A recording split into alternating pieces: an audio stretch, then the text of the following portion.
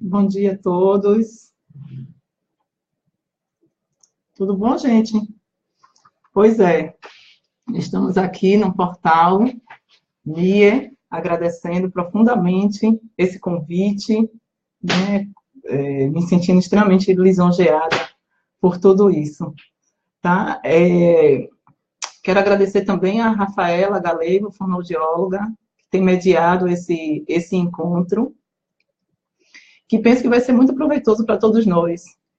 E dar um abraço especial em todas as famílias aí, né? As famílias brasileiras que estão morando no Japão.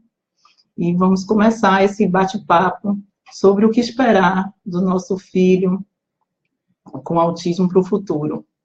Deixa eu me apresentar um pouquinho para vocês. Eu me chamo Patrícia Teodolina, moro aqui no Brasil, aqui em Salvador. Tenho 2 filhos. E um dos meus filhos, o meu mais velho, que se chama Rodrigo, tem autismo. E desde então comecei essa caminhada para ajudar esse meu pequeno filho, né? Eu, até antes de descobrir o diagnóstico dele, minha formação é na área de análise de sistemas, cheguei a estudar matemática, trabalhei um tempo nessa área, e quando essa realidade se impôs, eu fui mudando um pouquinho, né? E terminei fazendo pedagogia, estudando pedagogia, escrevi um livro aqui chamado Fantástico Mundo Autista, que é uma publicação para crianças, e montei uma associação em Salvador, chamada Projeto Fantástico Mundo Autista, cujo objetivo principal dessa associação é inserir as pessoas com autismo no mercado de trabalho. Então, são duas áreas bem divergentes. A primeira, que é uma área que as pessoas não dão muita atenção. Primeiro é trabalhar com o público de jovens e adultos autistas. Quase todas as intervenções, elas são voltadas para a infância. E nós precisamos nos preocupar porque eles vão crescer. E hoje, pelo menos aqui no Brasil, são pouquíssimas iniciativas pensando na adolescência e pensando na idade adulta dessas pessoas. E segundo, a inserção no mercado de trabalho. O desenvolver esse jovem para inserir no mercado de trabalho. Uma vez que, ainda que a gente faça a intervenção terapêutica, a intervenção pedagógica, em algum momento esse menino precisa assumir a sua função social. Em algum momento esse menino precisa assumir o papel dentro desse espaço para o qual ele vive. Essa história de que autista vive no mundo dele, isso é um mito, isso não é uma verdade. Autista vive no mundo comum a todos nós e precisamos também ajudá-los a fazer parte desse universo, ok? A primeira parte que eu gostaria de falar com vocês é a gente retomar um pouco aquele momento quando pensamos e quando engravidamos, quando gestamos essa pessoa, esse serzinho, esse filho, né? Foi um momento tão especial, um momento tão mágico. Não deixa de ser. Programado, sem ser programado, é sempre um momento especial viver uma gestação. E, pelo menos no meu caso, a gestação foi extremamente tranquila, o parto também, sem grandes intercorrências. E o que eu costumo dizer que o autismo termina sendo um pouco cruel é porque nós gestamos, parimos, eles nascem, os primeiros momentos, todos tranquilos, fazemos todos os exames que são sugeridos, teste de pezinho, teste de orelhinha, teste de olhinho, né? Fazemos todos esses testes e tudo dá como resultado, né? Tá tudo bem, mãe. Tá tudo bem, doutor? Tá tudo bem. Voltamos para casa e o desenvolvimento começa nos primeiros meses, no meu caso, a priori, tudo muito certinho, até quando se aproxima lá o primeiro ano de vida e nós percebemos que não está tudo bem. Para a maioria de nós, o primeiro sinal é quando o menino com 1 ano, 1 ano e meio, 2 anos já devia estar falando alguma coisa, né? Já devia estar falando papai, mamãe, água, e essa linguagem verbal, ela não surge. Esse é o primeiro sinal que nos preocupa e que nos chama a atenção. Depois, alguns comportamentos que eles vão apresentando, que também nos deixam meio aflitos. Em geral, uma dificuldade com sono, né? Uma irritabilidade traduzida por choros intensos, né? Muitas vezes a seletividade alimentar, dificuldade para comer grande parte dos alimentos, alguns com alergias, alguns com alergias muito fortes, que a gente não sabe bem a origem, e aquilo ali começa a nos dar angústia de que algo não está bem, de que algo não está tão certinho quando nós saímos da maternidade. Até que, nessa batalha, nessa busca, chega o diagnóstico. O diagnóstico, ele termina que nos detona um pouco. Né? É inevitável a gente não viver o luto emocional. Porque, por mais que nós nos trabalhemos para não fazermos grandes expectativas em cima do futuro de um filho, não tem jeito, nós sempre pensamos, a escolinha, o esporte, tantas outras coisas que esse menino, que nós gostaríamos que nosso filho fizesse. E é como se houvesse uma morte inicial de todo esse planejamento, essa expectativa. Será que vai conseguir ficar na escola? Será que vai aprender? Será que vai falar? É uma série de questionamentos, de enxurradas. Né? Será que esse comportamento vai melhorar? Será que meu filho vai melhorar? Né? Então, só quem vive essa situação é que sabe a real dimensão do que eu estou dizendo. É uma aflição e uma angústia sempre presentes. Sempre presentes. Bom, diante de uma situação dessa, nós temos alguns comportamentos que podem acontecer. Certo? Um deles é a gente recuar. É não aceitar esse diagnóstico. É dizer que todos estão errados. Né? A família está errada, os parentes mais próximos estão errados, os professores estão errados, os terapeutas estão errados, o médico está errado. O que o médico diz não deve ser certo, eu vou procurar a opinião de outro médico, de 2, 3, 4, 5, até que chega uma hora que a gente percebe que é inevitável, que realmente tem alguma coisa. O grande problema da gente recuar e de não aceitar logo esse diagnóstico é o que é precioso para o desenvolvimento do nosso filho, chamado tempo. Tempo é o nosso maior tesouro quando nós falamos de intervenção. Quanto mais cedo se inicia essa intervenção, melhores serão as respostas para o futuro. Quanto mais tarde a gente fica se debatendo com essa dor, que é lícita, que é real, que machuca, mas quanto mais tempo eu levo me debatendo nessa aflição, nessa dor, mais tempo a gente tem, a gente termina levando para poder fazer o bem para esse filho. Né? A alternativa que nos sobra é exatamente a gente tentar ir com calma, serenar a emoção e partir desse luto para a luta. Deixa eu dar um tempinho aqui para cumprimentar todo mundo que está entrando. Elisângela, Rejane, Júnior, obrigada, Júnior. Rosângela, bom dia. Rejane, bom dia, amiga. Obrigada aí pela força, viu? Então, estou aqui experimentando essa nova ferramenta, né, de estar com vocês. Tá certo? Então, estou começando, falando, e aos pouquinhos vou interagindo com vocês também, à medida que vocês forem colocando. Tá certo?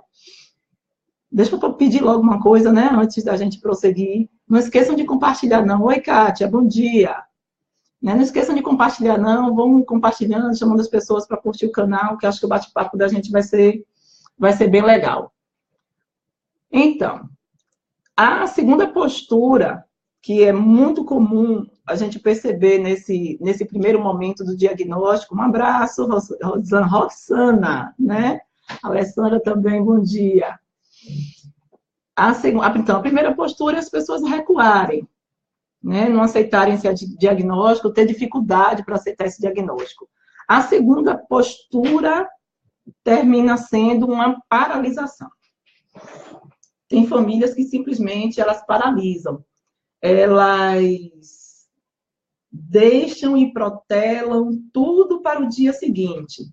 Amanhã eu vou fazer o exame, amanhã eu vou levar ao médico, amanhã eu vou começar a terapia, e esse amanhã nunca chega, né? Esse amanhã nunca chega.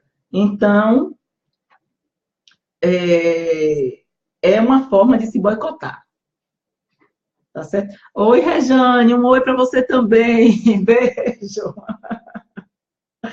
Ai, tá certo, muito bom isso, viu? Tô achando muito legal. É uma novidade para mim.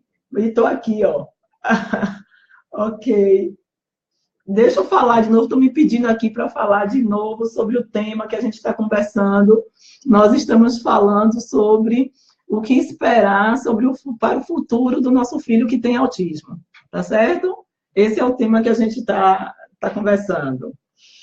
Então, aí primeiro eu falei aqui que uma das posturas, em geral, algumas famílias, elas não aceitarem o diagnóstico, que é uma postura muito comum. A segunda postura, diante do diagnóstico, é essa de paralisar, né? De deixar o tempo passar para ver se a coisa se resolve por si só.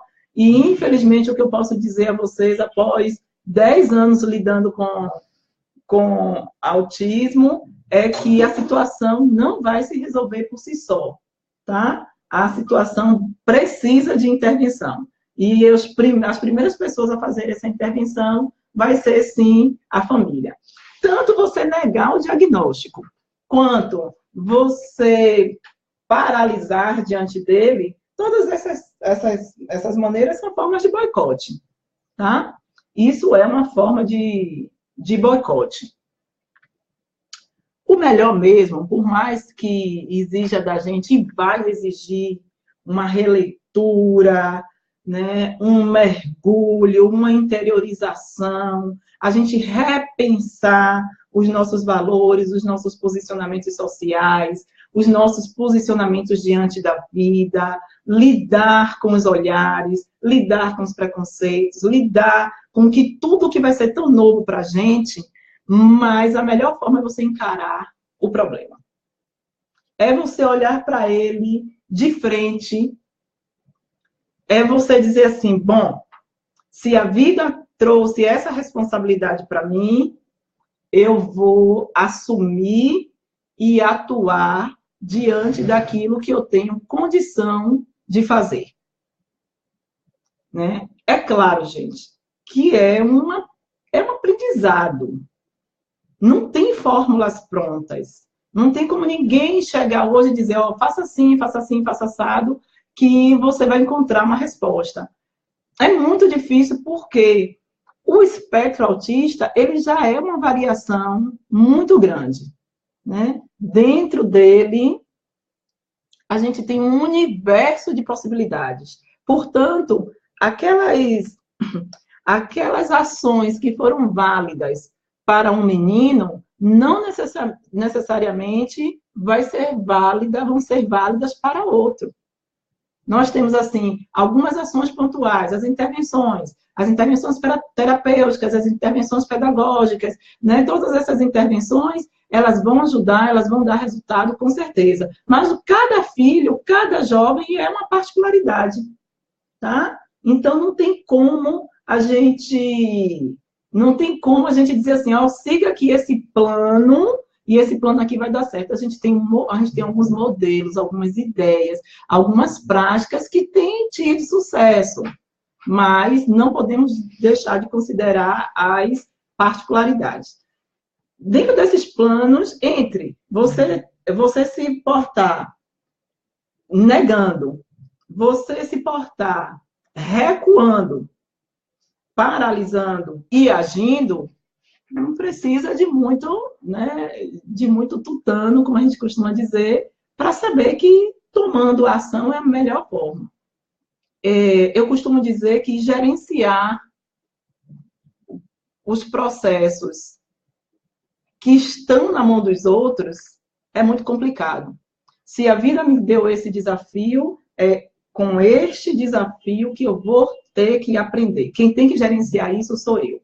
Por mais que existam os terapeutas, por mais que existam todos os profissionais que são extremamente importantes, mas até eles, e todos eles são unânimes em dizer, em afirmar, se a família ela não corrobora com todo esse processo, a gente tem aí uns 60% do trabalho perdido, se não mais.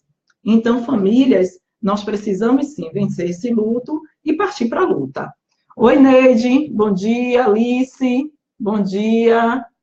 Alice, esses bate-papos sempre ajudam a gente mesmo, né? Então, eu espero que hoje eu possa contribuir com você, com todos vocês de alguma forma, certo? Aqui está chegando uma pergunta, deixa eu fazer logo. Oi, Ale, né? A Ale pergunta assim, no Japão temos muito caso de autismo, e como temos uma rotina muito castigante, o que podemos fazer para ajudar nosso filho autista? Né? Olha, eu estava conversando sobre isso, vocês têm uma carga horária de quase 12 horas de trabalho, né? É realmente muito tempo longe desse filho. Aí não tem, talvez a alternativa seja mesmo o que eu chamo de rede de apoio. Precisamos montar uma rede de apoio para poder fazer a intervenção e de forma que ela dê mais resultado. Bom, se existirem locais, espaços, eu não sei ainda como funciona a escola de vocês, se vocês aí funcionam em turno integral, né? Se os meninos estão na escola regular pela manhã e à tarde, se eles têm ação e tal. E se é assim, aqui tem muitas iniciativas, muitas escolas dessa forma. Se é assim, então o ideal é que a parceria com essa escola, ela seja a maior possível, porque as grandes pessoas que vão nos ajudar na intervenção, nesse caso aí, é o espaço escolar, tá? Então, montar uma parceria de excelente qualidade com a escola, já que essa carga horária, ela é, como você está dizendo, castigante, né? Ela é uma carga horária bem extensa, então, o espaço onde esse filho fica, as pessoas que tomam conta desse filho, quem está ajudando na criação, na educação desse filho, tem que ser o seu grande parceiro, né? Porque se há necessidade de sair para trabalhar, e é importante, inclusive, acho que ter essa parceria com as escolas, ter essa parceria com a pessoa que cuida, com os espaços onde esse filho está, que nesse espaço possa acontecer, inclusive, a intervenção, penso que esse seja o melhor caminho.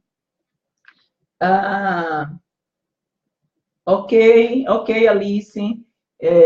Vamos lá, vamos trabalhar, né, para poder ajudar. Bom, gente, depois que a gente decide sair do luto e partir para a luta, né, então vamos lá, vamos aceitar, vamos vivenciar e vamos buscar, então, a forma de ajudar. A primeira coisa, o primeiro papel que nós precisamos desempenhar é sair, migrar desse plano emocional e passar para um plano mais estratégico. O que é isso? Quando nós estamos, né, e recebemos esse diagnóstico, isso nos mobiliza internamente. Isso muda muito a nossa... Nós ficamos mexidos. E nesse momento a gente entra em questionamentos do tipo, oh meu Deus, por que comigo? Por que com meu filho? O que foi que eu fiz? O que aconteceu de errado? Eu estou sendo castigada? Eu não estou sendo castigada? Né? Então, esses pensamentos começam a fazer parte do nosso interior que não são proveitosos. Porque verdadeiramente não existe processo de culpa. Né? A vida não está castigando ninguém. Não existe, você não é menos porque você recebeu um filho com autismo ou com qualquer outra necessidade especial. Creio eu que muito pelo contrário. Né? A vida vai dar grandes desafios a quem está capacitado ou quem vai buscar se capacitar para enfrentar isso. Muitas vezes a gente pode não ter todo um conhecimento, pode não ter toda a informação, mas o que eu vejo dentro do movimento autista e de tantos outros movimentos é que essas famílias, quando elas recebem esse filho, elas vão à luta com uma garra, né? Quantas instituições mundo afora foram montadas a partir da aflição, da dor de pais que superaram isso e que transformaram isso em algo proveitoso, não só para o seu filho, mas como toda uma comunidade, toda uma sociedade. Nós temos diversos exemplos. Então, assim, é mesmo, tá tudo bem. A vida me deu, a vida confiou em mim, então vamos partir para o trabalho. Só que não dá para partir para o trabalho com essa mobilização toda. Precisamos pensar estrategicamente. O que esse filho precisa nesse momento? Qual é a maior necessidade dessa criança? A maior necessidade na parte da fonoaudiologia, a maior necessidade na parte da terapia ocupacional. Quem é o profissional que você confia que vai ser o mediador desse desenvolvimento? Porque precisamos ter alguém que tenha um conhecimento a mais e que nos oriente, né? Que vá nos guiando. Olha, seu filho está precisando mais disso agora é psicologia, agora é tudo integrado, dá um tempo. Quem é que vai me mediar na escola? Né? Então, essas perguntas, né, o que eu vou fazer agora, neste exato momento, é o que é o importante. Para eu traçar o plano de desenvolvimento. Nós estamos falando de um transtorno que é classificado como atraso no desenvolvimento. Então, eu preciso de profissionais, de uma equipe que venha me ajudar. Mas eu preciso também ter essa rede de apoio que eu falei nesse instante. Né? Quem são as pessoas na minha família? Quem são as pessoas na escola? Quem são as pessoas do meu relacionamento com as quais eu vou poder contar para ajudar também esse filho? E não pode deixar de esquecer uma coisa muito importante. Como eu vou me ajudar? Porque é uma situação difícil. Quem está vivendo aí, né, sabe que é uma situação difícil.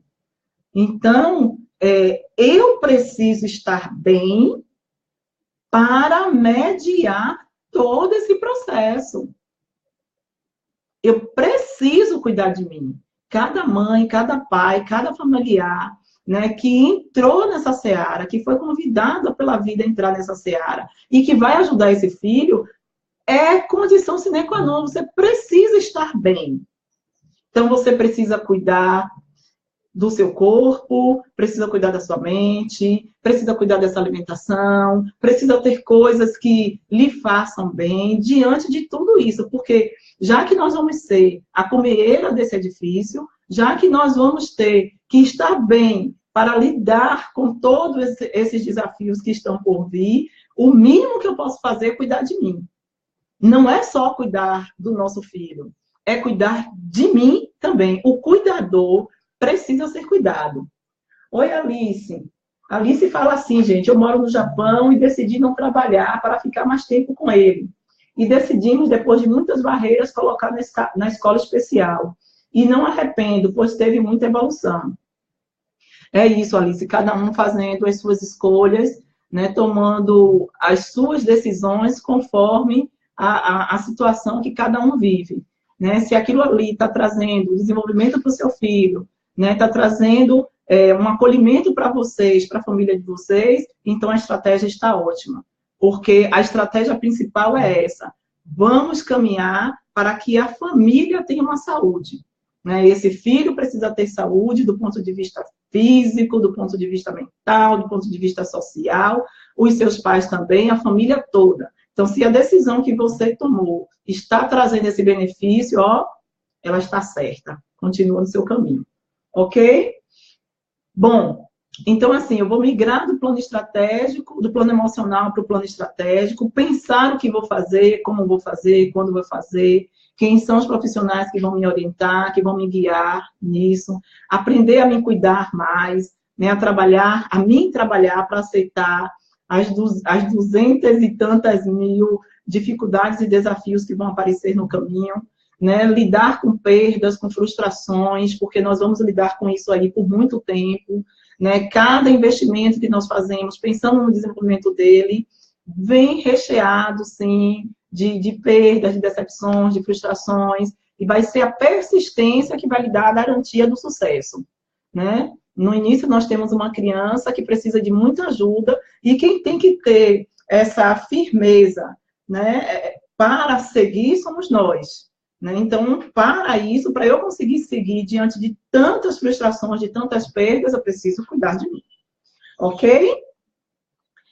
E se eu tenho esse novo empreendimento, eu preciso, então, me capacitar, né? Eu preciso aprender e preciso estudar para saber como lidar com isso, ok? Preciso. O me capacitar não é só buscar uma formação. Tem pessoas, grandes profissionais, que vão fazer isso, tá certo? Mas é também me capacitar com conhecimento sobre isso que meu filho está vivenciando. Né? Como é que eu vou criar estratégia? Como é que eu vou saber o que eu vou fazer com o meu filho, já que eu sou a principal mediadora desse desenvolvimento, porque sou, né? Somos, a família é a família. Se a família decide colocar ou não colocar, tirar ou não tirar, isso é poder que cabe à família. Então, nós somos os principais mediadores disso, ok? Bom, eu preciso, no mínimo, conhecer. Eu preciso, no mínimo, conhecer. Conhecer minimamente o que está acometendo esse filho. O que é autismo? Como é que isso interfere na vida dele? Né? Por que o atraso na linguagem? Ele não fala, mas ele entende. Ele entende o que eu estou falando, ele compreende, ele tem sensibilidade para o que está ao redor dele, né? Como é que isso tudo se processa? Como é que tudo isso se processa? Eu preciso conhecer isso.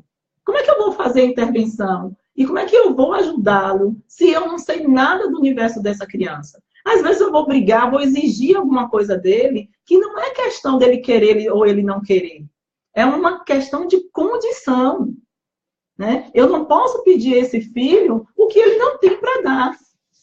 Certo? Então, assim, eu preciso me munir de informação para poder ajudar essa criança. Então, para terminarmos essa primeira parte aí, ó, o que é que nós precisamos? Precisamos tomar a decisão de seguir, aceitar esse diagnóstico, evitar as formas de boicote, migrar do plano emocional para o plano estratégico, me capacitar, né, para fazer isso, cuidar de mim, para que tudo, né, comece a ter resultado. Ok? Bom, deixa eu ver aqui. Cícera, bom dia. Rafael. Oi, Rafa. Bom te ver, viu? Gente, tem alguns nomes que eu não sei ler ainda não, tá? Vocês me perdoem, mas é o primeiro contato, eu vou aprender muito com vocês. Tá certo? Bom, vamos conversar de uma coisa que eu acho que é extremamente importante para a gente pensar em desenvolvimento e no futuro do nosso filho. Existem alguns pensadores, né, que deixaram um legado muito importante quando se fala de desenvolvimento, ok? Quando se fala de desenvolvimento. E vamos conversar sobre alguns deles, para que nós possamos pegar essas informações, detalhar um pouquinho e aplicar essas informações dentro da nossa vida prática. Existem muitos conceitos que são falados, ditos, conversados, e que muitas vezes esses conceitos não são tão claros, ok? Eu elegi 5 pensadores que eu penso serem extremamente importantes para a gente falar aqui. E é claro que eu não vou poder me alongar em cada pensador desse, porque... Obrigada, Sônia. Obrigada. Esse bate-papo com vocês, essas conclusões que eu tenho chegado, é resultado de uma vivência. Viu, Sônia? Então, meu filho já tem 12 anos, então a gente já vai acumulando algumas coisas, né, para poder compartilhar com quem está chegando e dividir com quem está aí na mesma época que eu. Mas, enfim, desses pensadores, um que eu acho de extrema importância, porque falou sobre desenvolvimento, não é claro que é Jean Piaget. Jean Piaget, ele era um biólogo, e interessante ele ter essa formação de biólogo, porque quando ele vai estudar o desenvolvimento infantil, ele vai estudar por esse prisma que já é uma competência dele. Que já é uma competência dele. Tá? Ele vai estudar como é do ponto de vista do desenvolvimento biológico. É muito essa qualificação que Piaget vai colocar no trabalho dele. E Piaget, ele vai dividir ele vai falar o seguinte, ó, para haver desenvolvimento, precisa haver maturação do sistema nervoso central. Né? Piaget diz que não tem como você exigir de uma criança aquilo que ela biologicamente não tem condição de ofertar. Tá certo? Não adianta você pedir a uma criança de 2 anos que ela tenha um desenvolvimento e uma ação de crianças de 10, 15 anos. Não dá, é cada um no seu momento. Aí, o que Piaget faz para tornar isso tudo mais didático? Ele pega todo o desenvolvimento infantil e divide em fases, né? Divide em fases de desenvolvimento. E aí ele cria as fases. Isso aí está vasto na internet, tá? Eu não vou me alongar nisso, mas é muito interessante que vocês pesquisem, que vocês leiam, porque já que nós estamos falando de atraso no desenvolvimento, o interessante, antes da gente definir o que é atraso, é qual é o desenvolvimento normal esperado para essa idade. Se você não sabe o que esperar do desenvolvimento de uma criança até 2 anos, você pode estar exigindo dela o que ela ainda não tem para dar. Que não precisava estar dentro do espectro. Dentro do espectro, fora do espectro, uma criança de 2 anos não teria aquele tal comportamento. Certo? Então, assim, ele divide basicamente em 4 fases. A fase sensório-motor, né, a pré-operatório, operatório concreto e operatório formal. Vou deixar isso aí como um dever de casa. Tá? Vocês vão entrar lá e vão dar uma olhadinha e ver o que é que ele descreve de desenvolvimento daquilo ali. Porque, em cima daquilo que ele está dizendo, você vai perceber, mas meu filho não faz isso porque uma criança neurotípica, uma criança sem nenhuma demanda específica, também não faria. Tá? Será que uma criança de 2 anos de idade, ela já escova os dentes assim, com toda a competência sozinha? Se ela não faz isso, não é porque meu filho está do espectro que ele vai fazer. E aí, considerando que estando no espectro já tem um atraso no desenvolvimento, mais difícil ainda fazer isso. Ok? Tá? Então, ele divide isso. De todo o trabalho de Piaget, tem uma parte que muito nos interessa, que é quando ele fala do desenvolvimento moral na criança.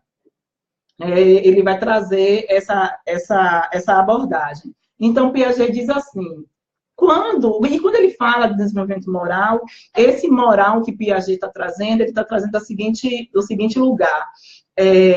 Existem as regras sociais, né? Existe aquilo que é aceito como verdade, aquilo que é aceito culturalmente por aquele agrupamento de pessoas, daquela comunidade, daquela sociedade. Né? Então, aquelas regras já são compreendidas por essas pessoas, né, por essas crianças. Então, o que ele vai falar é isso, como é que essa criança vai começar a entender esse conjunto de regras. O que é que ele diz? Uma criança, no seu primeiro momento, ela vai desconhecer essas regras. Né? Ela vai desconhecer isso. E é por isso que a criança, quando ela quer alguma coisa que ela não tem, uma criança muito pequenininha, com 1 ano, 1 ano e meio, ela vai lá e morde, bate, toma, passa por cima, né? Ela não respeita, ela não vê o outro, certo? Por quê? Porque ninguém disse a ela que aquilo ali é certo ou aquilo ali é errado. Neste momento, quando ela não tem esse conhecimento ainda, nós dizemos que essa criança ela está no momento da anomia, que é a falta do conhecimento dessas regras morais, tá certo? Então, ela está na fase da anomia, eu desconheço isso. Quando essa criança ela vai avançando, à medida que ela vai avançando, aí ela vai começando a compreender algumas regras. Ela vai começando a compreender algumas regras. Mas são aquelas regras impostas por terceiros ainda. Então, tem algumas que dizem assim, rosa é cor de menina, azul é cor de menino, certo? Então, não pode escrever a letra assim, porque minha pró disse que não é desse jeito, né? Não pode sentar na mesa desse jeito, porque também a tia da escola falou que não pode ser feito desse jeito. Então, ela está começando a compreender que existe um movimento, né, de condutas, mas ela está trazendo esse movimento de condutas da forma como foi definido, da forma como foi descrito. Então, quando ela está nessa fase, aceitando as regras alheias, muitas vezes sem questionar, porque foi a minha pró que disse, porque foi a minha mãe que disse, porque foi meu coleguinha que disse, então ela está na fase da heteronomia, né? Então, é quando as minhas regras passam a ser as regras que os outros me disseram e eu coloco como verdade. À medida que essa criança vai desenvolvendo e vai crescendo, ela vai olhar para as regras e vai começar a questionar. Por que tem que ser desse jeito? Por que não pode ser dessa forma? Quando ela já consegue colocar em prática as regras, né, por ela própria, passando pelo crivo da razão dela, do pensamento dela, né, à medida que ela vai avançando, então a gente diz que essa criança está desenvolvendo autonomia, né? É quando eu percebo as regras, mas eu já consigo colocar os meus próprios pensamentos, as minhas próprias percepções dentro disso aí, né? Então, é quando eu começo a questionar. Tá certo? Deixa eu dar uma olhadinha aqui nas perguntas para a gente continuar. Certo? Só um minutinho, por favor. Gleice, Azicu, boa noite a todos. A Kemi também, boa noite a todos. Paula, e quando a criança que tem síndrome de Down tem características de autismo, acontece muito, viu? Paola, né? Acontece, Paola, da gente ter uma criança com autismo e com a outra, um outro transtorno, uma outra deficiência, uma outra dificuldade, né? E aí, as intervenções, elas vão continuar sendo muito parecidas mesmo, tá? É claro que temos aí uma dupla de trabalho, né? Você tem a síndrome de Down, que tem características próprias, intervenções que vão ser, que precisam ser olhadas enquanto Down, e tem as intervenções que são olhadas para o autismo, mas termina que o profissional que vai lhe dar suporte, seja na fonoaudiologia, na terapia ocupacional, ele vai conseguir fazer essa leitura, né? Ele vai fazer essa leitura para fazer as abordagens corretas, de forma que vá adaptando as duas coisas. Aí, por exemplo, no que eu estou falando aqui de autonomia, independente se ele está com síndrome de Down e com autismo, né? Com autismo e com mais a hiperatividade, né? O autismo mais é surdo também,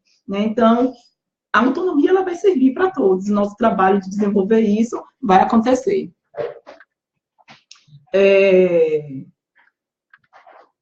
Muito bem, Cícera, obrigada. Compartilhando para outras mães ficarem informadas. Ok, muito obrigada. Tá?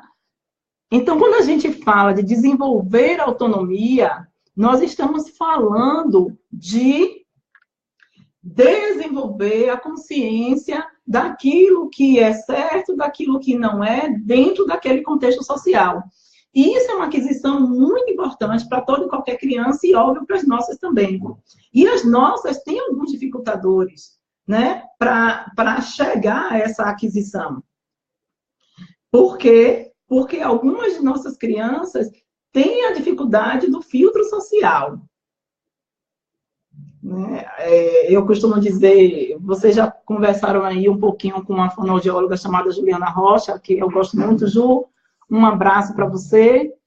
E eu sempre dou esse exemplo porque eu achei muito engraçado.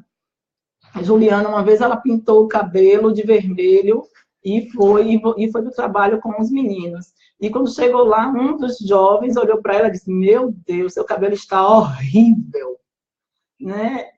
Inimaginável uma outra pessoa fazer um comentário desse jeito, mas eles fazem. Eu estava numa audiência e tinha uma menina dentro do espectro e o irmão dela tinha uns olhos bem bonitos, e eu cheguei e elogiei, né? Eu fiz: Meu Deus, que olhos bonitos que você tem. E aí, na frente de todo mundo, ela falou: Ei, não são os olhos dele, não, são lente. A mãe ficou sem graça, o irmão ficou sem graça, as pessoas deram risada, né? Por quê? Porque como é que uma pessoa na frente de todo mundo falaria isso, terminou constrangendo o irmão? É muito comum isso com as pessoas que estão dentro do espectro. Essa sinceridade que a gente fala autística, né? Mas por quê? Porque está exatamente nessa dificuldade do filtro social. E também no que a gente chama de teoria da mente, que é essa capacidade de me colocar no lugar do outro. Eles têm déficit nisso. Portanto, eles precisam ser trabalhados nisso. Isso não foi legal, isso não foi bom, não pode ser feito desse jeito, né? Você termina constrangendo. Então, essa mediação, isso aí também a gente vai chamar de autonomia, né? De você perceber essa regra, né? Perceber esse contexto social para saber a hora que você coloca, que você não coloca as coisas. Isso nós precisamos desenvolver nos nossos meninos, também com toda e qualquer outra criança. Tem uma outra contribuição de Piaget que eu acho muito interessante, que é quando Piaget fala da forma de aprendizagem, como é que ele percebe a aquisição da aprendizagem pela criança. Eu vou trazer um exemplo que eu sempre gosto de falar, porque eu acho que facilita mesmo o entendimento para meio mundo de gente. É quando a gente chega no shopping. Há alguns anos atrás, nós chegávamos. As torneiras, há alguns anos atrás, eu não sei quanto tempo aí para vocês, mas aqui há um tempo, as torneiras eram de enroscar e de desenroscar, né? Enroscava, fechava, desenroscava, abria. E aí, um certo dia, nós chegamos num shopping e não tinha mais a torneira de enroscar e de desenroscar. A torneira era, então, da gente pressionar. Quantas pessoas, diante daquele novo conhecimento, né, elas ficavam sem saber como fazer para a água cair. Então, elas tentavam, né, enroscar e a água não saía, e ficava ali olhando, e agora como é que eu faço isso? O que acontece? Você tinha algumas formas de aprender. Ou você ia tentar de novo, ficar lá batendo e perceber que não era daquele jeito, né, enroscando, para perceber que não era daquele jeito. Ou você ia olhar para o lado, ou alguém ia lhe dizer uma forma de você resolver aquele problema. Mas, enquanto isso, muita gente terminou saindo do banheiro sem lavar as mãos, porque não sabia como fazer. Se a gente pegar esse modelo e colocar dentro do que Piaget fala com a aprendizagem, ele diz assim: quando a gente começa um novo aprendizado, nós começamos sempre de um ponto de equilíbrio, que é o ponto em que a informação está acomodada em nós. Então, por exemplo, eu já sei que a torneira enrosca para fechar e desenrosca para abrir. Isso está consolidado dentro de mim. Tá? Quando essa pessoa foi ao shopping e descobriu essa nova torneira, que não era de enroscar e desenroscar, então aquela pessoa entra no momento que ele chama de desequilíbrio, né? Aquilo é muito rápido, né? São átomos de segundos. Bom, como é agora? Como é que isso se resolve? E aí ele diz que nós vamos em busca de soluções. Quais são essas possíveis soluções que Piaget vai apresentar? Você vai tentar aplicar os seus conhecimentos prévios. É por isso que quando você está diante desse novo desafio, ao invés de você, né, já logo bater, porque você não sabe ainda, você ia lá tentar enroscar e desenroscar e não ia conseguir. E uma outra alternativa é você se desequilibrar e desistir. Essa é uma outra possibilidade. Mas na medida em que você aprende esse novo conteúdo, em que você percebe como é que aquela informação, então, como é que aquela problemática se resolve, ele diz que você entra numa nova fase chamada de assimilação. Então, você assimilou esse conteúdo. Você assimilou essa nova informação. É como se você dissesse, agora eu já sei. É aquela olhadinha para o lado, né, para descobrir como é que a pessoa abriu. Ou aquele mediador que chegou para você e disse, olha, faz assim, tá? Aí você faz, você vai ser submetido algumas vezes, vai mais algumas vezes nesse shopping, em outros espaços que tem essa torneira, e aí você vai tentar, assim, essa torneira abre desse jeito, essa torneira funciona desse jeito. Então, na medida que você vai assimilando essa informação nós vamos entrar numa fase que ele chama de acomodação. Essa informação se acomoda dentro de você. Você vai repetir, vai repetir, ela vai estar estabilizada e nós voltamos para o ponto de equilíbrio. Até que seja dado um novo desafio, que foi exatamente voltar ao shopping anos depois e descobrir que não era nem mais de pressionar, era agora uma torneira de sensor.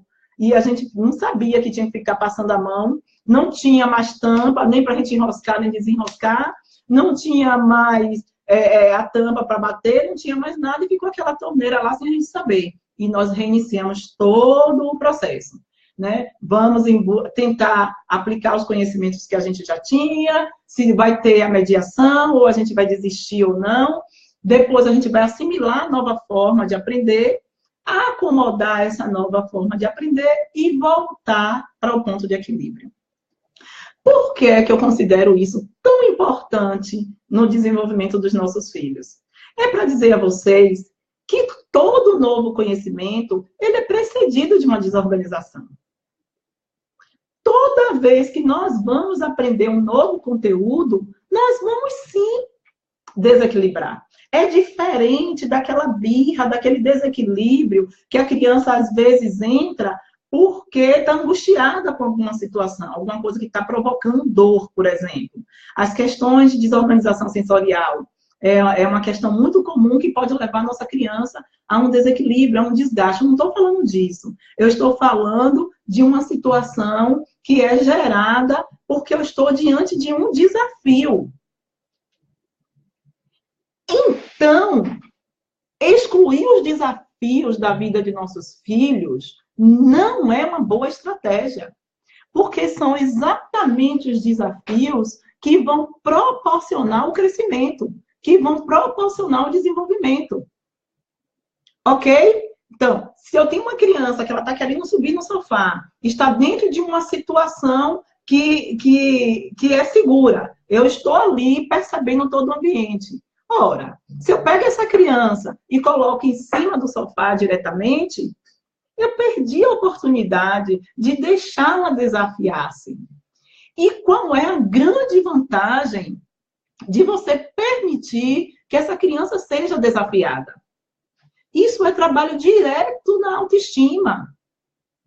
Porque qualquer ser humano, qualquer sujeito que se percebe capaz de realizar um feito, ele tem uma autoestima elevada, ele vai se tornando, à medida que o tempo for passando, né, capaz de resolver novos e novos e novos desafios. Então, se a gente deseja para um filho, para um aluno, que ele tenha sucesso, a melhor estratégia que nós podemos oferecer são os desafios. Aí vem um segundo, deixa eu ver se tem alguém, né? Conversando aqui, alguém querendo falar mais alguma coisa, dizendo mais alguma coisa. Muito bem. Alice já falou comigo. Neide. Sim, Neide. Mães de autistas são mães especiais. Somos mesmo, viu? Quem quiser que diga que não, mas a gente é mesmo. Nós somos muito especiais. Né? Fortes, guerreiras, lutadoras, né? E precisamos estar ligadas nesse processo, ajudando esse filho, né? Mas fazemos um papel muito importante dentro da sociedade, cuidando dessas crianças. Tá? Então, voltando, gente, sempre que esses desafios, que nós permitirmos esses desafios aos nossos filhos, nós precisamos ter na mente de que nós estamos ajudando. dar tudo na mão, né? Não desafiar. Ah, ele já tem potencial para fala, mas se eu não espero o tempo dele, eu me precipito. É uma coisa muito comum entre nós, a ansiedade, porque a gente já quer ver a resposta. Não, calma, calma. O menino quer pipoca. Você quer o quê? Me diga o que você quer. Ele vai se angustiar mesmo, porque ele está sendo desafiado. Eu não entendi o que você disse. Né? Não pega logo a pipoca e dá. Espera, não diga aí, você quer o quê? É como que você quer? Deixa sair alguma coisa dessa criança. Ah, ele quer a massinha de modelar para brincar? Sim, você quer o quê? Fale para mim, né? Me mostre, a gente fazer alguma forma que provoque esse menino. Eu preciso provocá-lo. Se toda vez eu uso da minha ansiedade, me precipito, passo à frente, ele entra numa zona de conforto, numa zona de acomodação. E zona de conforto e zona de acomodação não leva ninguém a crescimento. Nem quem é especial, nem quem não é especial, nem criança, nem adulto. Nenhum vai crescer a partir disso. Porque são exatamente os desafios que vão nos proporcionar o crescimento. Ok? Então, sintetizando essa primeira parte, essa primeira contribuição aí de Piaget, são duas coisas que a gente guarda do estudo desse notável senhor. A primeira é que desenvolvimento é precedido de maturidade biológica, precisa sim que esse organismo esteja suficientemente amadurecido para determinadas aquisições, e a segunda é que o conhecimento ele é precedido de um certo desequilíbrio, né? Desajusta para reajustar. A gente sair da zona de conforto nos causa, assim, angústias, dores, não sei o quê, mas o resultado vai ser sempre positivo. Na medida que você adquire, você chega lá. Ok? Aí vem um segundo pensador, que eu sou muito fã, né, e que ele vai trazer uma contribuição preciosa também para o nosso trabalho, que vai ser exatamente o senhor Levi Vygotsky. Vygotsky, ele é contemporâneo de Piaget, mas enquanto Piaget é suíço e vai desenvolver todo o seu trabalho em Paris, Levi Vygotsky, ele é russo, né? Vão estar em polos diferentes. Mas a grande contribuição ao meu ver, de Vygotsky vai ser falar exatamente sobre a mediação. Ele é um gênio quando coloca isso. Porque Vygotsky, ele parte da visão que a gente chama de uma visão socio-interacionista. Né? Vygotsky, ele fala que o contexto social vai influenciar no desenvolvimento desse sujeito. Eu comungo dessa ideia. Né? Ele vai dizer que as outras crianças vão participar do desenvolvimento, que os adultos vão participar do desenvolvimento, até que essa informação seja interiorizada e a própria pessoa já consiga fazer a transformação do conhecimento que foi adquirido. Ele trabalha muito em cima dessa mediação. Quando ele traz o contexto da interação, ele está falando muito que as crianças ajudam crianças a aprenderem. As crianças se entreajudam, e isso é verdade. Portanto, por mais difícil que seja aquele espaço da educação regular, por mais difícil que seja aquela escola, ela é importante para o desenvolvimento dos nossos filhos. Porque nós, enquanto adultos, muitas vezes não somos mais polidos, né, para fazer o processo educacional de uma criança. Claro, somos adultos. A criança não. A criança, ela vai na mesma linguagem. Então, uma certa vez, meu filho tinha uma coleguinha na escola que tinha um cabelo enorme, ela usava uma trança linda e ela gostava muito dele. Um dia ele foi lá e puxou o cabelo dela. Ela prontamente, na mesma hora, foi e puxou o cabelo dele. Um adulto jamais faria isso, né? Ah, tá certo? Não. Mas são regras que estão estabelecidas entre eles que eles se resolvem. Uma criança tem uma percepção daquele momento, daquele conhecimento que tá sendo passado, que às vezes é mais fácil dela passar para outra criança. Criança ensinando criança é muito lindo. E isso acontece, né? Então, assim, a nossa criança dentro de uma sala de aula, aqueles outros coleguinhas vão ajudar com certeza. O professor, o adulto vai estar mediando os conflitos, mas aquelas crianças, principalmente se elas forem trabalhadas, né, se elas forem alertadas para a condição desse nosso filho, elas vão se empenhar em ajudar. Uma certa vez, meu filho com 3 anos de idade ainda não sabia subir a escadinha para ir para aquele brinquedo que tem uma casinha em cima.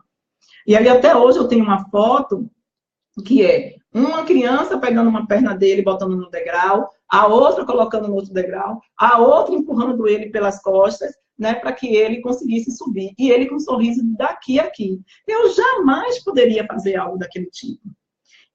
Elas insistiram tanto, que até um dia ele conseguiu chegar. E no dia que ele conseguiu subir, chegar lá em cima, eu me emocionei profundamente, porque a Pro gravou e mandou para mim, e as crianças faziam, ele conseguiu, né? Então, talvez os professores não tivessem aquela ideia, eu não tivesse aquela ideia, os adultos não tivessem aquela ideia, mas as crianças ajudaram ele. E ele feliz, porque, querendo ou não, é o grupinho dele, né? Então, Vygotsky traz essa contribuição.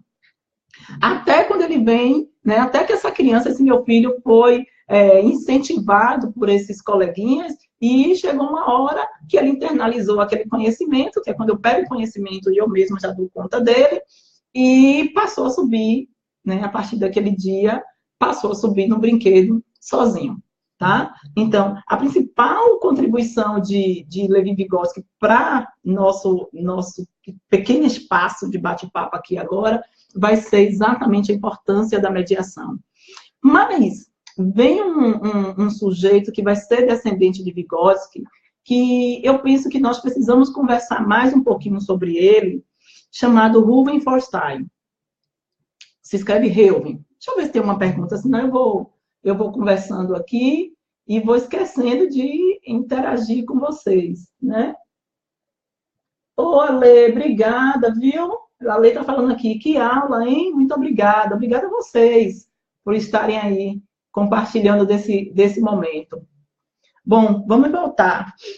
Esse pensador, Reuven, ele é seguidor de Vygotsky, ele foi aluno de Piaget e ele é seguidor de Vygotsky. E Reuven, é porque Vygotsky morre muito cedo, né? E Reuven, ele vai aprofundar esse trabalho sobre a mediação. Então, ele não fala só sobre a mediação, ele fala de uma experiência de aprendizagem mediada, né? Ele diz assim, essa mediação precisa ser segura. E o que é que ele coloca de características quando ele vem falar de aprendizagem, né, segura? Experiência de aprendizagem mediada. Ele chama a atenção do mediador, que pode ser a família, né, o professor, o terapeuta, seja quem for. Ele traz algumas coisas, entre elas, a primeira que ele chama a atenção é intencionalidade. Se você que está mediando o desenvolvimento de uma criança, você não sabe onde você quer chegar, você não tem plano de trabalho, você não tem um plano de desenvolvimento, então você vai apontar para lugar nenhum. E, obviamente, esse menino vai chegar em lugar nenhum. Porque se para cada trabalho que você chega sem um plano, olha, verdade seja dita, com o plano estabelecido, pensando naquele sujeito, a possibilidade da gente se frustrar e de não conseguir realizar já é grande. Por que é? Porque a gente até acomodar a criança, né? Até fazer com que a criança desenvolva atenção, até todas essas outras coisas, né? O horário daquela intervenção se passou. Então, nós vamos precisar de muito tempo para conseguir chegar no resultado do plano que traçamos. Mas é preciso existir um plano. Tá? Então, mediação sem intencionalidade é tempo jogado fora. É preciso ter intencionalidade. E aí ele vem com uma outra coisa extremamente importante, que é a reciprocidade. É aquela história do professor da escola tradicional, que chega na sala de aula, blé, blé, blé, blé, blé, fala, mas não se preocupa se houve um aprendizado por parte dos seus alunos. É a mesma coisa. Tá, você montou o plano de trabalho, você montou ali a sua estratégia de ensino, mas muito mais do que a sua estratégia de ensino é a estratégia, a percepção, é a avaliação se houve aprendizagem. E isso é que é importante, tá? Então, assim, essa reciprocidade é a resposta que esse aluno está lhe dando diante daquilo que você propôs. Está acontecendo? Está acontecendo de que forma? Nós precisamos valorizar toda e qualquer forma de resposta. A gente vai fazer uma vez, não vai dar certo, duas vezes não vai dar certo, três, uma hora vai dar certo. Né? Então, eu tenho que fazer esse meu trabalho, desenvolver esse meu trabalho, para que, com a intencionalidade, eu sei onde meu aluno quer chegar, eu sei onde meu filho precisa chegar, mas eu preciso estar avaliando temporariamente se ele está chegando, se ele está me dando resposta. E resposta, vamos ampliar bastante aí essa visão. A resposta não é só e tão somente só verbal, tá? Vamos ampliar essa percepção. Respostas são de diversas formas. Bom, e justamente na resposta que vem talvez uma das características que Rubem é gênio na coisa.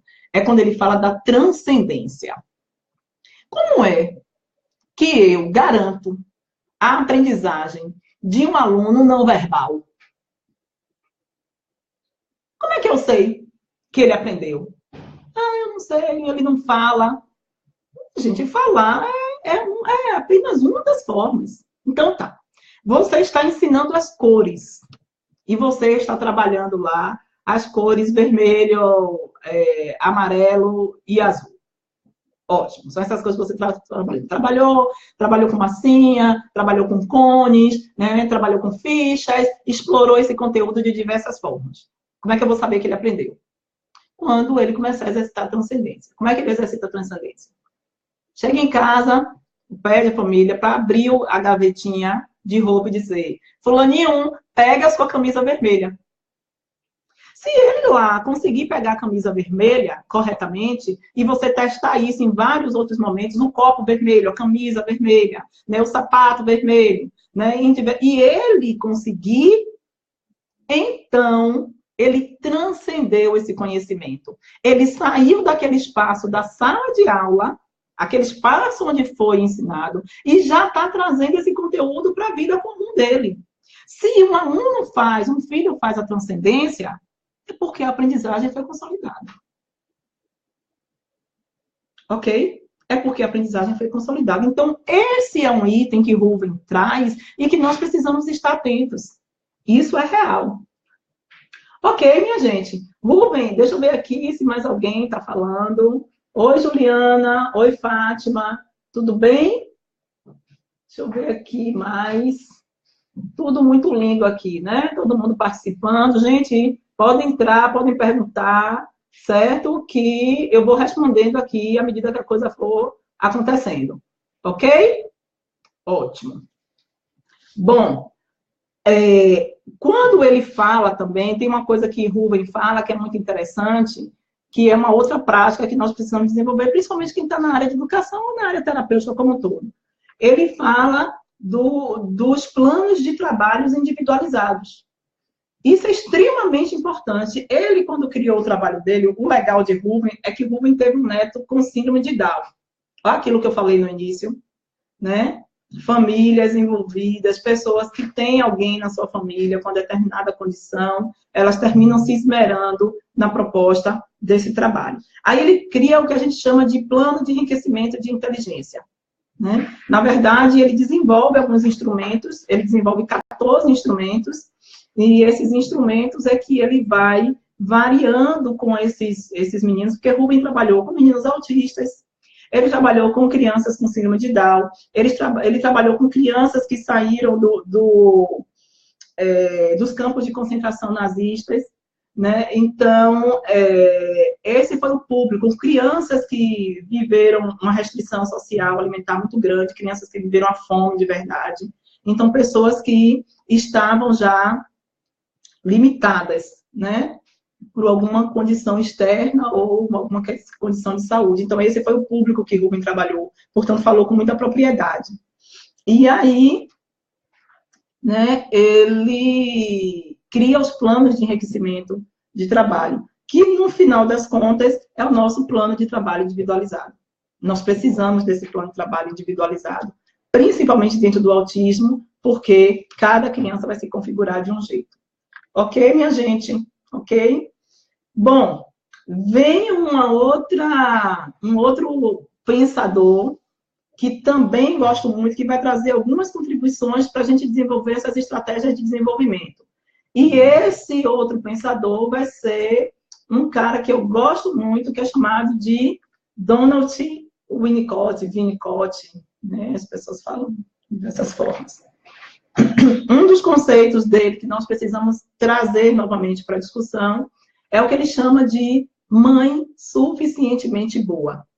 Em síntese, um dia, gente, nós podemos marcar aí uma outra live para discutir cada pensador desse mais profundamente, tá? Então, hoje é tudo uma síntese só para dar um respaldo teórico ao que a gente vai falar daqui a pouco no finalzinho. Então, Donald, quando ele traz esse conceito de mãe suficientemente boa, ele diz o seguinte, olha, é claro que todo bebê humano, quando nasce, ele é um bebê totalmente dependente. O bebê humano é um bebê incompleto. Se você pegar o bebê de um cavalo, um potrinho, e um bebê humano soltar na floresta, o bebê humano não sobrevive. Enquanto o potro vai ter condições de sobrevivência. O nosso não. Mas ele diz que à medida que essa criança vai desenvolvendo, vai crescendo, você precisa ensinar a ela, né, a esperar. Você precisa ensinar essa criança a também se cuidar. É aquela mãe que sai um pouco do cenário para permitir que o filho comece a aplicar os conhecimentos que já foram dados a ele, né? E essa teoria de Donald, ela vai diretamente numa característica que se chama resistência à frustração. Por quê? Quando o meu bebê já está com 1 ano, e que ele está com fome, mas que eu estou precisando tomar um banho, eu já posso dizer a ele, calma, filho, eu vou lhe dar a sua comidinha, mas mamãe vai tomar um banho antes. Né? Isso já é preciso fazer, porque eu vou trabalhar tempo de espera dessa criança. Esteja ela no espectro, esteja ela fora do espectro, esteja ela em qualquer condição. Isso já é um acordo que pode ser feito. A criança, ela não vai morrer de fome, porque ela vai levar 5 minutos ou 10 minutos esperando a mãe dela tomar um banho. Certo? Então, essa é uma característica que já pode ser desenvolvida. Ele traz isso. E é exatamente nessa linha de trabalho dele que ele diz o seguinte, olha, já que o bebê humano é um bebê dependente, né, é um bebê que não nasce pronto, essa criança ela vai partir da dependência absoluta, aquele recém-nascido, ela depende absolutamente da gente. À medida que ela vai desenvolvendo, essa criança vai desenvolvendo, ela vai passar para o que a gente chama de dependência relativa.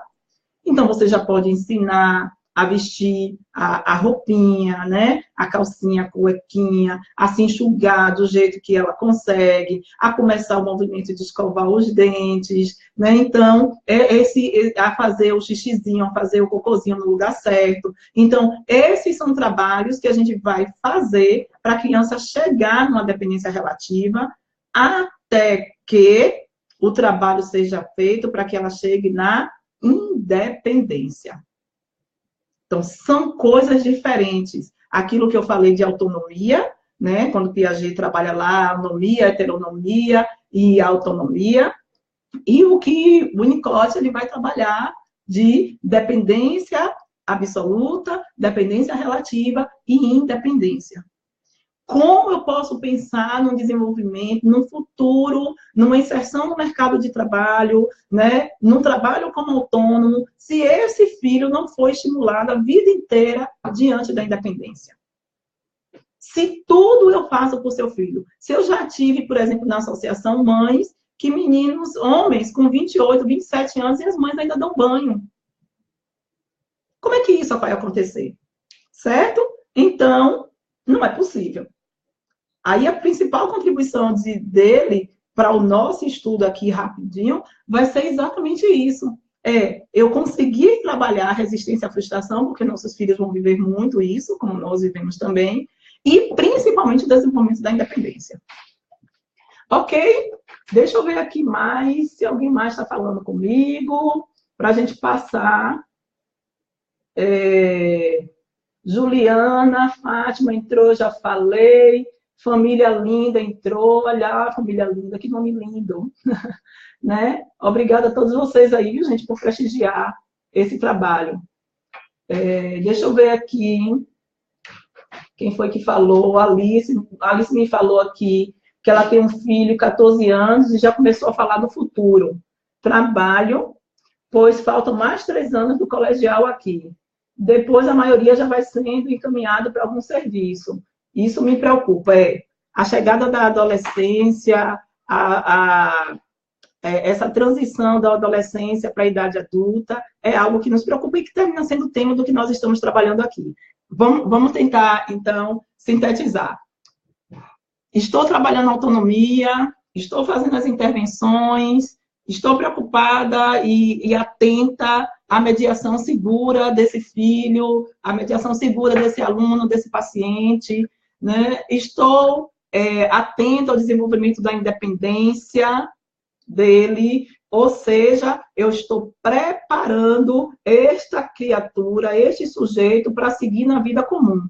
Eu aqui costumo dizer o seguinte: nós estamos, muitas vezes essa criança vai participar de uma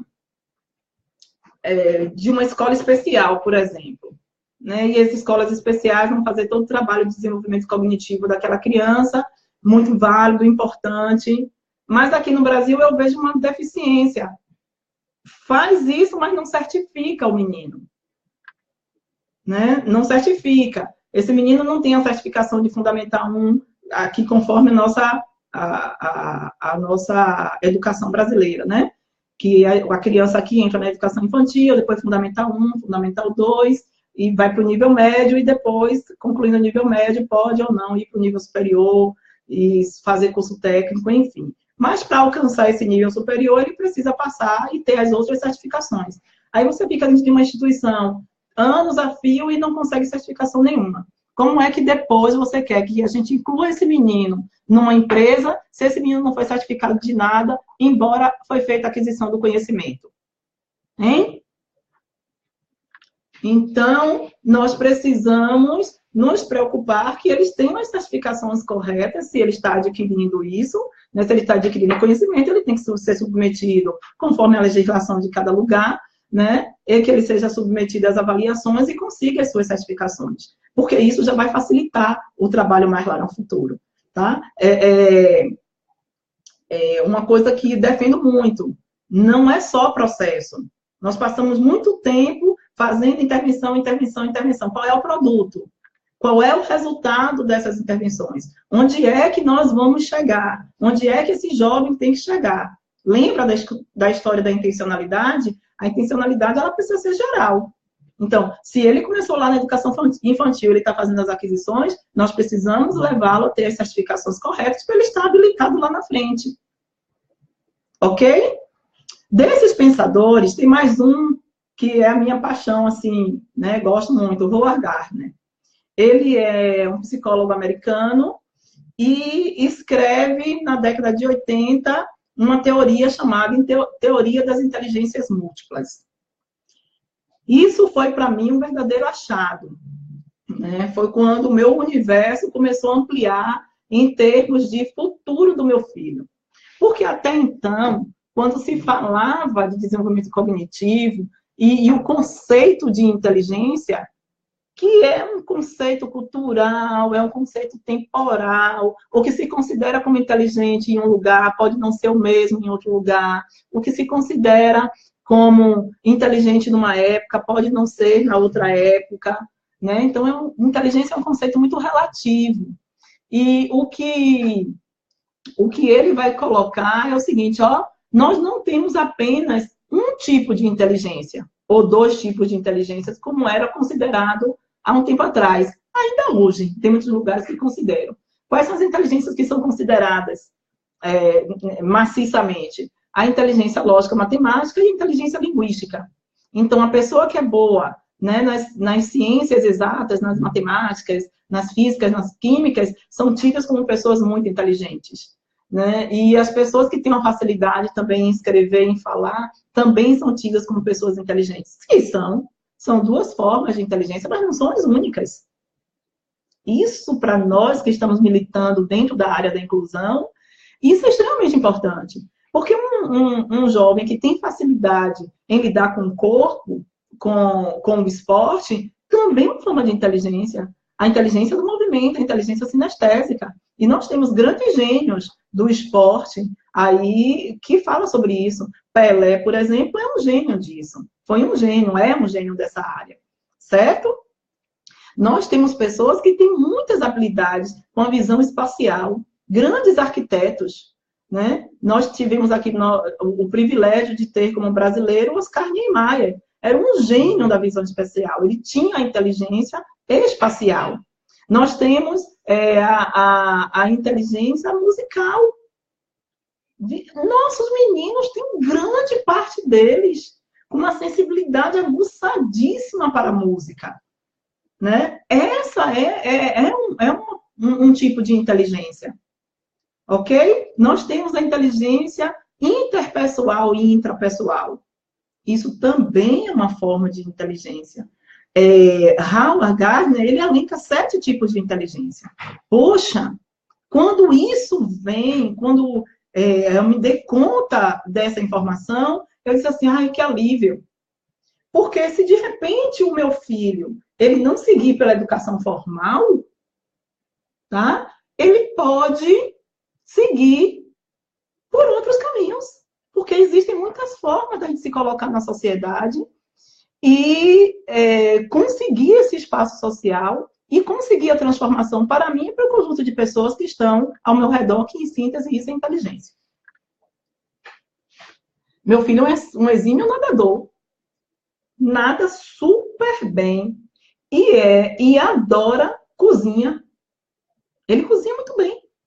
Cozinha não, né? Ele gosta de cozinhar, mas ele tem talento e engraçado é que à medida que a gente foi incentivando isso nele, ele hoje se interessa em entrar em sites, em ver vídeos sobre cozinha, sobre culinária.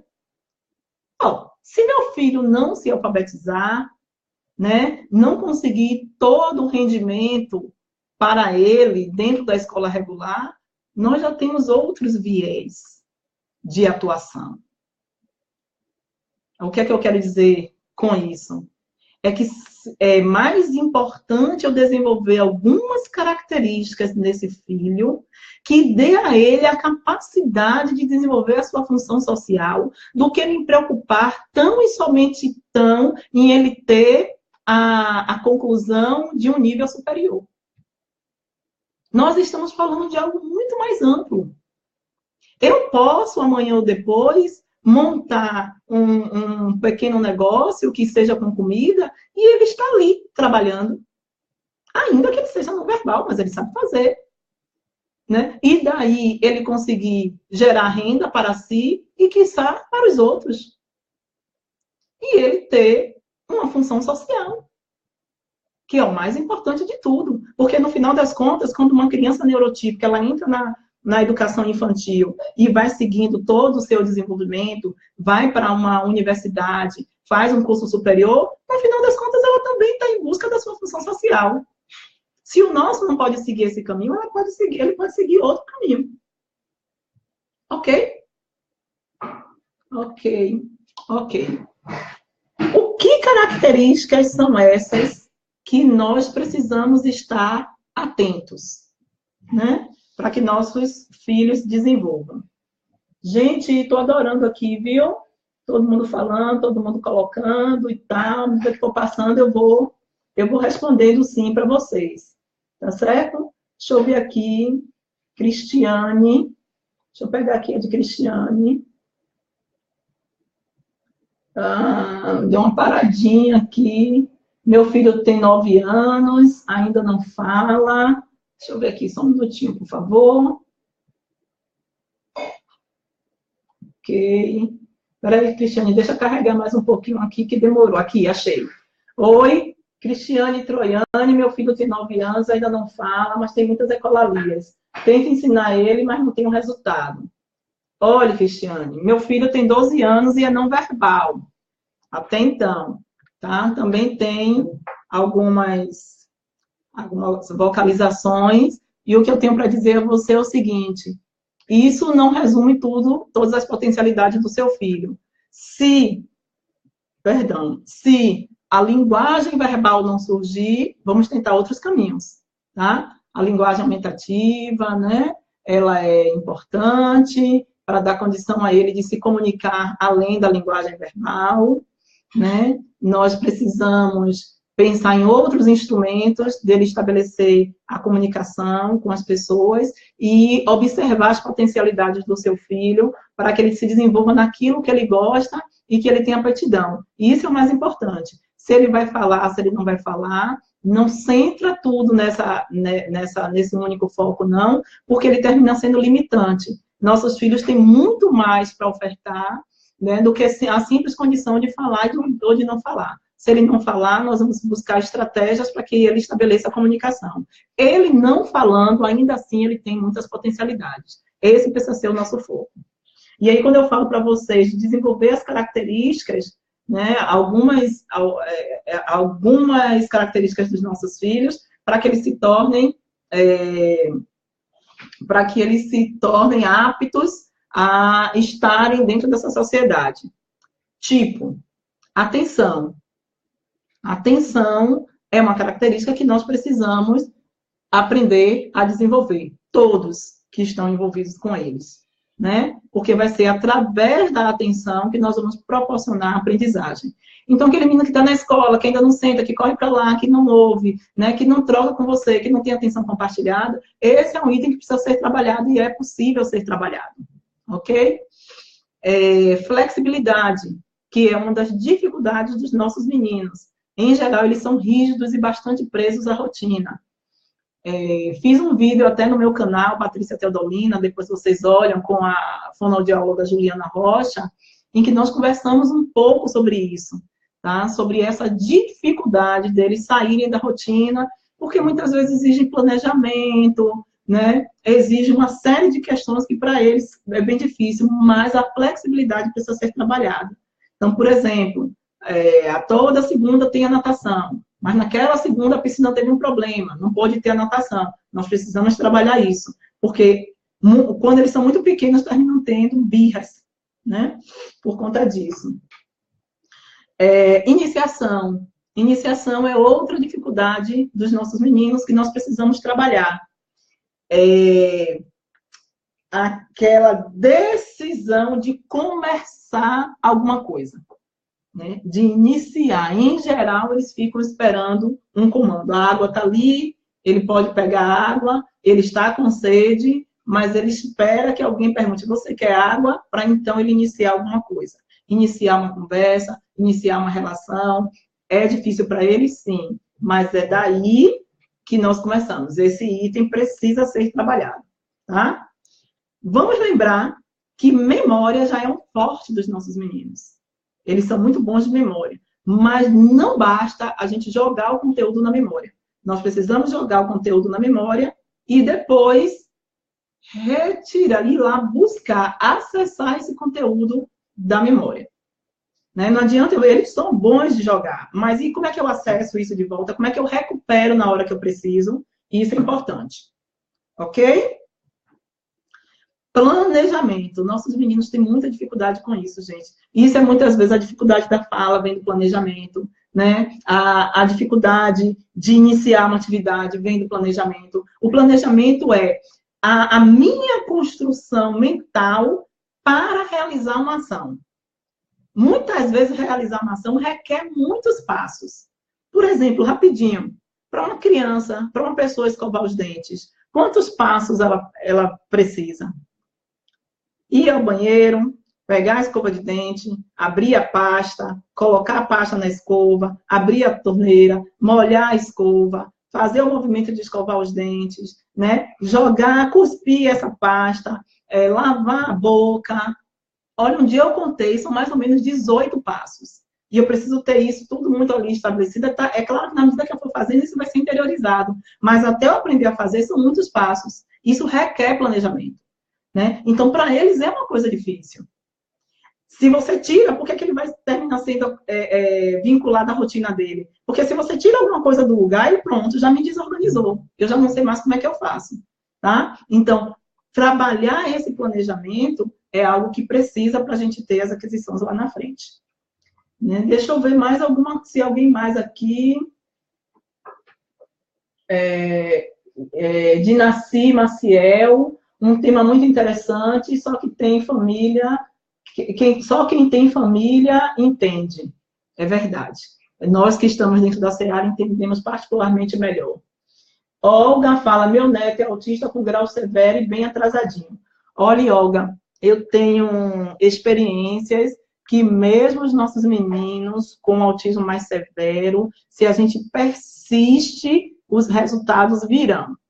Tá? Então, assim, a gente não pode desistir porque eles têm autismo severo. Nós vamos continuar insistindo que os resultados, dentro da condição de cada um, virão. Tá?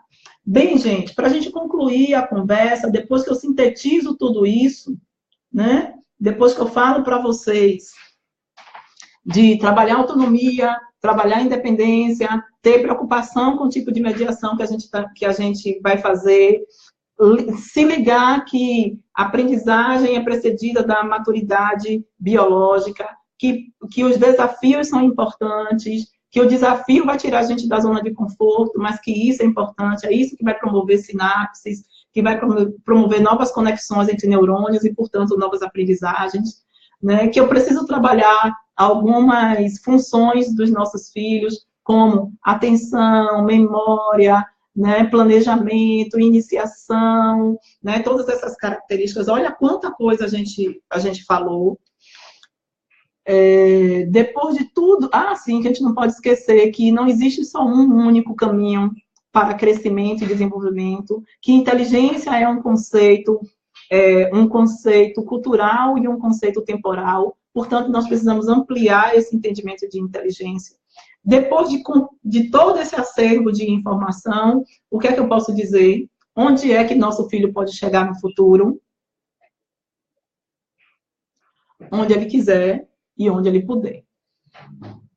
Esse é o lugar do nosso filho no futuro, que não é diferente de nenhuma outra pessoa, tá? Esse filho se colocar dentro desse espaço social é possível.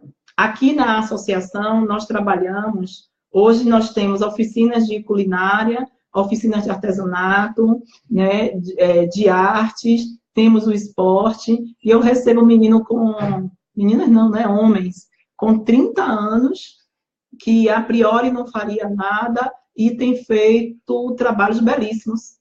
É um dos melhores meninos que nós temos, e ele era considerado, né, ele é não verbal. Ele está alfabetizado, apesar de não verbal. Ele vai para o mercado, é ele que faz a lista de mercado, é ele que anota as coisas. Nós trabalhamos com a venda dos produtos.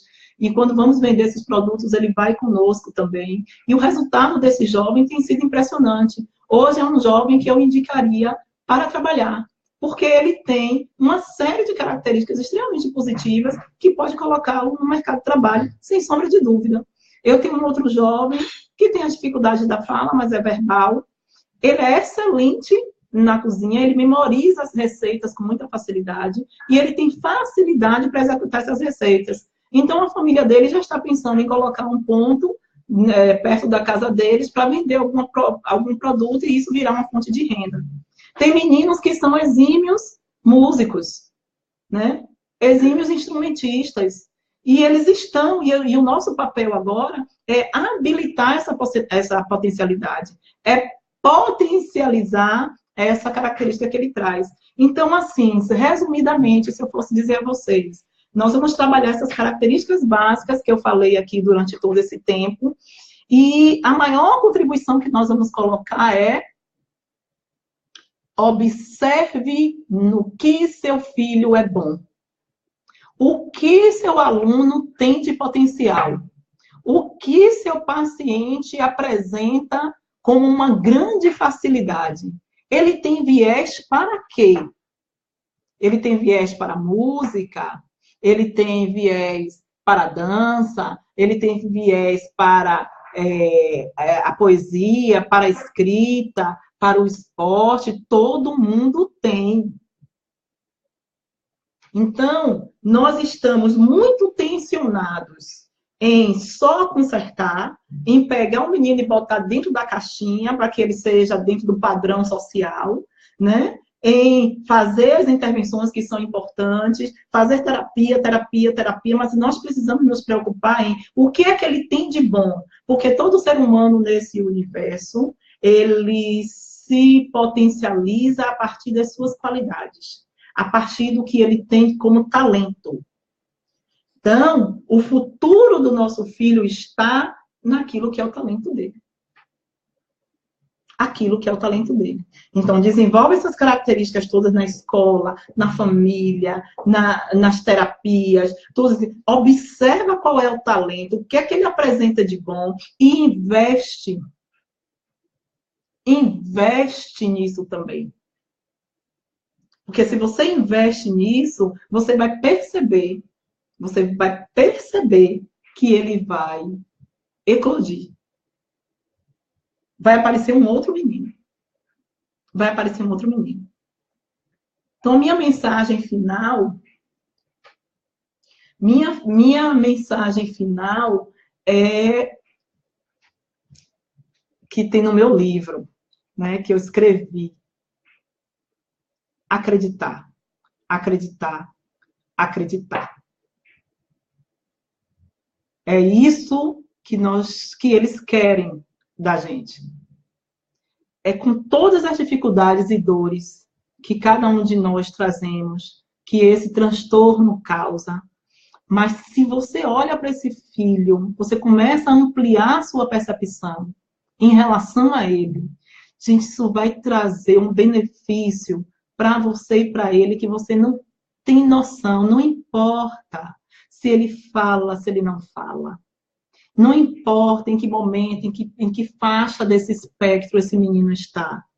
Porque verdadeiramente todas as pessoas no mundo são diferentes. Tem pessoas que são muito boas em matemática, outras nem tanto. E não foi o fato daquela pessoa não ter sido boa em matemática que o incapacitou para ser um bom profissional na vida, na área que ele escolheu. Então, não vamos só exigir o que está faltando. Vamos sim acreditar naquilo que ele tem de bom. E em cima disso, cria uma estratégia, cria um plano. Meu filho é bom nadador, invista nisso. Ele gosta de cozinhar, invista nisso. Invista em todas as terapias, mas invista nisso também. Ele gosta de música, invista nisso. Ele sabe cantar, invista nisso. Ele sabe escrever, invista nisso. Ok, gente. Invista, acredite. Acredite que eu ainda vou colher muitas respostas de vocês, né? Daqui a alguns anos, com a graça de Deus, vocês me dizendo, olha, Patrícia, aquilo lá que você falou deu muito certo.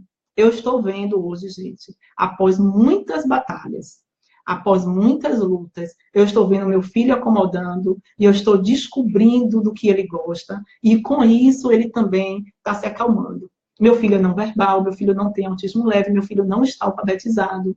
Nós estamos empreendendo ainda muita luta para essas conquistas, mas eu não estou abrindo mão de olhar naquilo que ele é bom. Porque é no que é bom que nós nos fortalecemos. Tá? Continuem curtindo esse portal, o Portal MIE. Eu agradeço muito a Júnia, agradeço muito a Rafaela Calego pela oportunidade. Né? Curta o meu canal lá, Patrícia Teodolina, tem alguns vídeos que a gente está colocando bem interessantes, a minha página. E eu fico aqui aguardando um novo convite, né, depois para a gente conversar, aprofundar alguns temas que vocês achem interessantes. Se vocês quiserem algum tema que a gente discuta dentro da área da educação, que é, né, um calcanhar de Aquiles ainda, né, mais ainda nessa área de desenvolvimento, mande informação aí para o portal, ou mande lá para a minha página também, Patrícia Teodolina, que a gente vai conversando sobre isso. Eu aceitei como missão nessa vida fazer a troca de saberes com outras pessoas que estão na mesma seara que eu, que estão passando pelo mesmo que eu, porque só quem passa na pele é que tem a real noção do que a gente está vivendo. Nós temos os profissionais nos dando o suporte teórico, né? Mas é essa troca entre nós que vai nos fortalecendo. Contem comigo, tá certo? Um beijo a todos e até a próxima. Tchau.